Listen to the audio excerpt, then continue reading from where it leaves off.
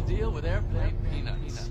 Hey, Mark Norman here. Favorite comedian, it's hard to say, but gonna go with Larry David. Big fan. Pretty good comedian. I met him once at Amy Schumer's wedding, and to get into this wedding, you had to park your car, so you had to wait in the valet line. It was in LA. And I somehow was in the LA line driving in this parking line behind Larry David. So I got to see him in his Prius with his daughter going like, talking to the guy with the clipboard, like, what? Where do I have to go? I couldn't hear it, but I got to see him be like, and then the clipboard guy walks away and he's yelling at the dog, can you believe this? So I'm seeing a fucking episode right there through my car windshield. It was amazing. This is insane. What you're about to hear is insane. It's crazy. Got the theater coming up. My agent.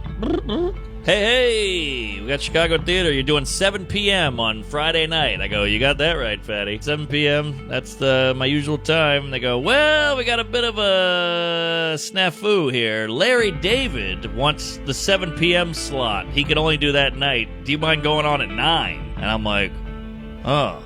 Is this insane? Wow. That's crazy. Then, of course, I'm like, yeah, he can have the 9. What do I give a shit? I'd give him my wallet. Yeah. My wallet's gone. He wrote that. Yes, that's right. So I go, yeah, of course, give him the 9. But you know what? I want to meet him. Now I'm making demands. I love it. Good for you. I say what's good for the goose is good for the gander. Yes. And me, you should say I want backstage pass. I want to see the show. Oh, I'm going to the show. I want to open. Yeah. Yeah. Well, that'd be nice. But it's an evening with. I don't even know if I don't know what he's doing. Whatever. He's doing a chat. He needs a moderator. Every place he has a different moderator. Let's not go crazy. Every I'm single not place. gonna moderate. You can't moderate. What are you, crazy? Come on, Well, you just He's have gotta a be like, conversation. would you rather eat your dad's cum or your mother's cunt? So I'm going to meet him. This is wild. We'll be in the same room. It's Larry, insane. you're performing in the same room on the same night. What are the chances of all the gin joints in all the Yes. world, of all the people that could be performing there? LD, the all-time king, the true king of comedy. the hero. Literally the greatest. Better than Groucho or Mark Twain goat. or Roseanne Barr or Rosie O'Donnell. Yeah, oh yeah, got to include her. Maybe not better than Rosie, but I mean like the goat. The goat. What did they say? Generational talent. Absolutely. He's our Sagalo. And the cool thing is, first of all, I had some leverage. He wants a favor from me. I get a favor from him. So now we're even. But you're not a rube. I'm not some chooch going up to him going, hey, Larry, I love the show. I can quote everything. Your wife's gay. I f***ed your daughter. No, I get to go, hey, how you doing the 7 o'clock? I'm doing the 9. Exactly. Same theater. That's the thing. You don't even have to ask to meet him. He's going to want to meet you. I don't know. Well, he's going to be like, wait, who's doing the 9? Is a comedian on the show? Because it's not like you're Engelbert Humperdinck. No. You're Mark Norman. He's going to be like, there's a comedian on the show? He's friends with Jerry? Friends with Jerry. You can text Jerry and say, hey, I'm meeting Larry. And then Jerry texts Larry and goes, oh, you're going to love this guy. We hadn't had pizza together. I didn't think about this that. This is huge. This is enormous. Mark Normus. Norman, yes. E pluribus unum. Whoa. I mean, this is bigger than big. Because Jerry, let's be honest, it's cool. But Larry, I mean, we all know Larry's, I don't want to speak dispersions. We love Jerry. Jerry rules. But, Yes. They're not, Larry... I hear greater you. than. 2 greater than signs. Okay, 2X. 2. All right, maybe 1. Here's I just had a thought. He's at the theater anyway. He doesn't like going places. Guest set on my show. I don't think that's crazy.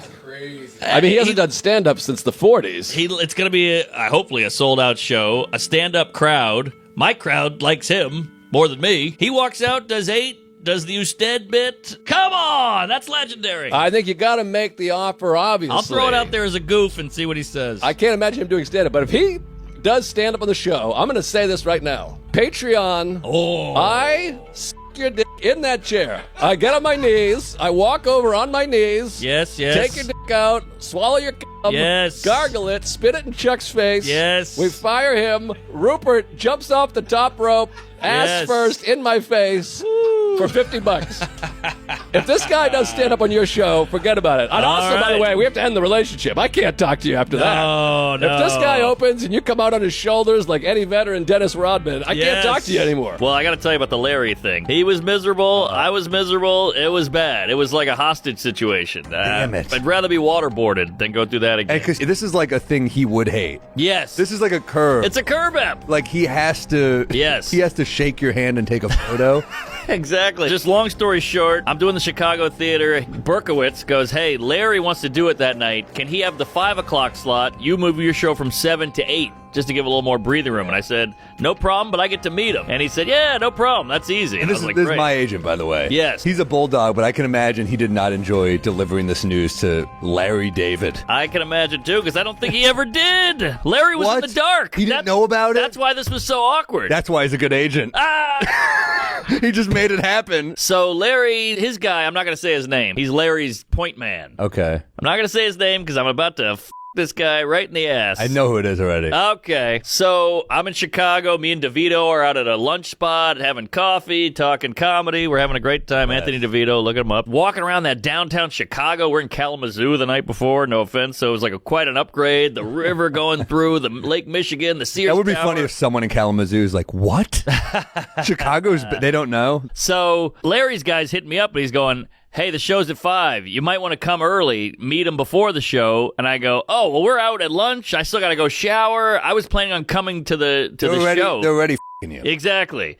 And he's like, well, he's going to want to leave right after his show. And I'm like, I'm out. They told me after, so I had planned on after, and now you're trying to switch it up on me. He's like, you might not be able to do it after. I'd come before. And I'm like, I'll never make it. I got to go home and shower and get my outfit on and the whole thing. This is f***ed up. It's f***ed up. So I'm like, I put my foot down. I'm like, hey, fuck you. We agreed to this. I moved Got the him on the time. phone? Well, I'm texting. I'm like, hey, we agreed to this. And he's like, all right, we'll see. Give me the we'll see. And I'm like, what was all this? What was all the agreement? This is Peeve City all over it. So his show's at 5, so I show up at 5:30 because I want to see the show. He's doing an evening with Larry David. It's him and Susie Essman on stage. It was really funny. Oh, that's cool. Super cool. Q&A. Larry's up on his feet telling stories. And then after the show, they whisk Larry off into the green room, and I'm like, this is it. So Larry's guy comes and grabs me, and he goes, let's do it. And he looks annoyed at me, like, let's get this over with. And I'm like, why am I the bad guy? But whatever. Oh my So we get to Larry's green room. Did he have any idea who you were? No idea. So he didn't know you were doing the show after him? Nothing. You could just be some dipshit roaming the halls. Yes, exactly. And I got that weird thing on my arm. He probably thought I had cancer or something. I just got a blood infusion because that was from the IVs. That's why I travel with Vito. People are like, he might have cancer. Larry's in the green room, that green room with like 12 people, old people. His daughter's in there. He's got family in there. And they're all like, great show. Good to see you. And he's like, I haven't seen you since New York City in 1971. He's talking to all these people. Fuck. And his point guy is looking at me. I'm standing outside the green room like this. And he goes, we got to do it now. We got to do it now. If we don't do it now, it'll never happen. Like I'm like, Secret Service. They're like, the eagle is landing. Yes, exactly. Meanwhile, I'm at my hotel room showering, like, me and Larry are going to talk about stand-up. We're going to talk about opening for Jerry. We're going to talk about the Dodgers. We're going to talk about New York. I'm going to talk about the show. He's going to get me in a headlock. He's going to noogie me. We're going to kiss. I have all these fantasies. I thought about asking for a guest set. Like, what kind of crazy world am I stays living for in? your show. He's like, I should bring back Curb.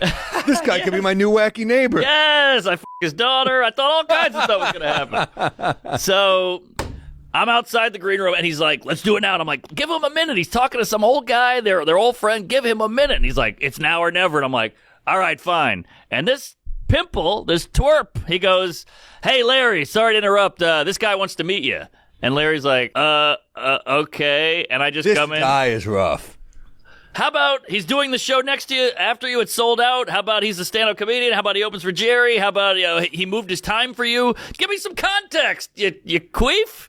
You killed me. That's rough. So Larry's like, okay, he just stood there, no handshake. And I had all these things to say. I froze because I felt so uncomfortable. I went blank and I go, great show. And he goes, yeah. And they took the photo and I left. And DeVito was like, woo, that was brutal. DeVito thought he would meet him too. I mean, we thought this would be a lot more casual and fun. That kid me right in the ass. Larry had no idea. He thought my dad owned the theater or something, I assume. And I went back to my green room and shed a the tear. difference in expression is like, look at Mark. He's still trying. He's like, maybe I could fake my way through the picture. Yeah. He's giving the little finger bang. Larry just looks like he ate like something sour. He had no idea what that was. And the whole thing lasted about 4 seconds. Photo got out. The agent guy was like, all right, see you later. We did it. And I was like, you fucking chooch. Oh, look what we got here. Oh, we got to talk about this. Everything about my picture is better than yours, by the way. Everything. Better lighting.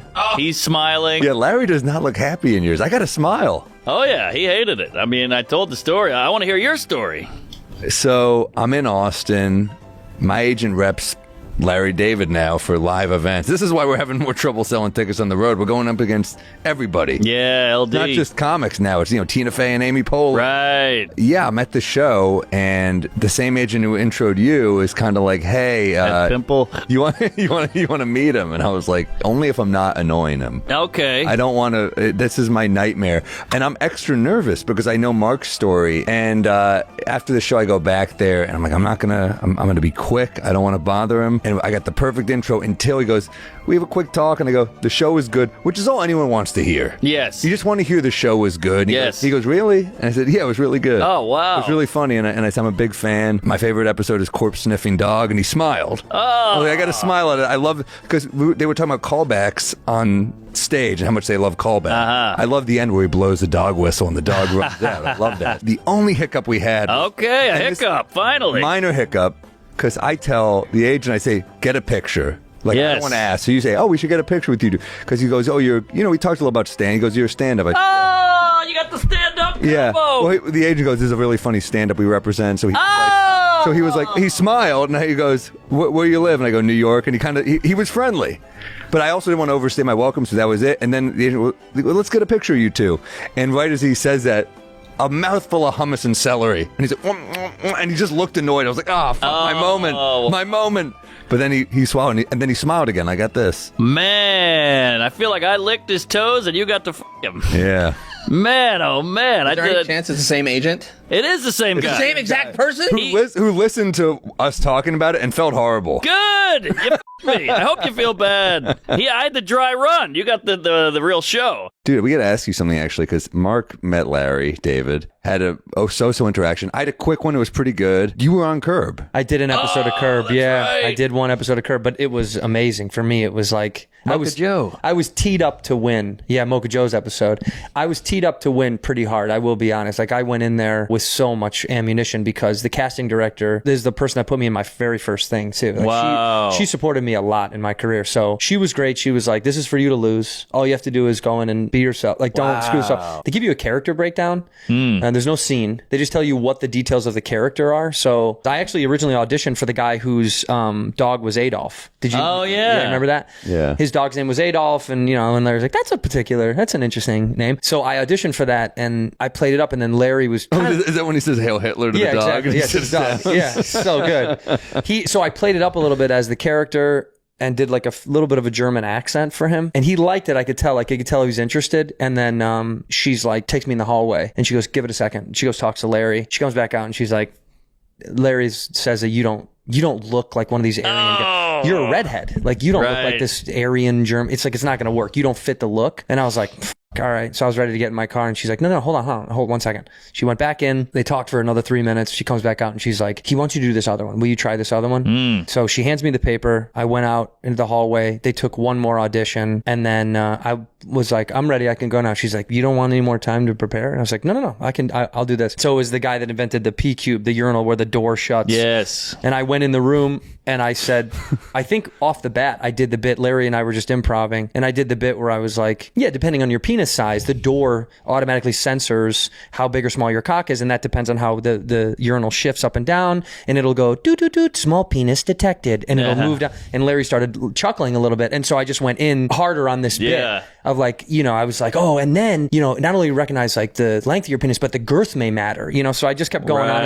And then he broke like 2 times maybe, like just laughing out loud. And then halfway through, he was like, "Get out of here! Get the fuck out of here! Get the fuck out of here!" Damn, that's It was great. He was amazing. laughing and he was like, "Get the fuck out of here! Get out of here! You're good. Get out of here." Oh, that's incredible. And then they called me later that day and they were like, "Yeah, Larry wants you to do that bit." So it was great. And on the day, it was a joke for me because JB, he came on set and saw me and was like, "Oh, set thee up!" And so then it made me feel comfortable. And he wasn't even in the scene. He put himself in the scene. Whoa. Larry, you could tell, was like, just get out for this one. Just Right. get out. Their relationship is so exactly the show. It's great. That's amazing. He's like, come on, get out. Please get out. Such a rad dude. I don't know if you had a bad experience, dude, but he's I did an he's audition. the man. I did a self-tape, and it says in the notes, don't try to be funny. Yeah. Which is the hardest note. Not saying we can't not be funny, but you're like, well, how do I do it? Do I do it straight? Do I do it like they want English you to be straight patient? because he's the funny guy. I mean, they want you Yeah, to. but you were funny. He Yeah, but was they funny. want you to. But Yeah, I he's was funny playing it straight. That's Yeah. what the scene is funny. right. The scene is very funny. They Yeah. wanted me to be dead serious about the bit. He was like, "Take it serious. It's your right. job." Got it. He kept saying that too on the day. He was like, "This is your job." So I was a little like.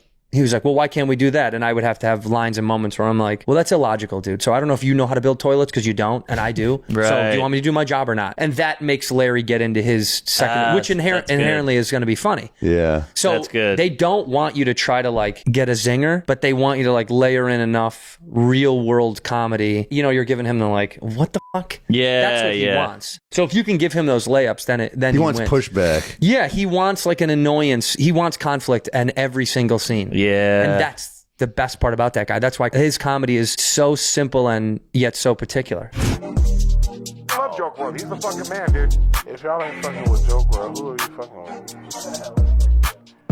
Joke World, can you please clip him saying that Ugly on is actually ugly, please? No, Joke World. She's very hilarious. She's clearly very pretty.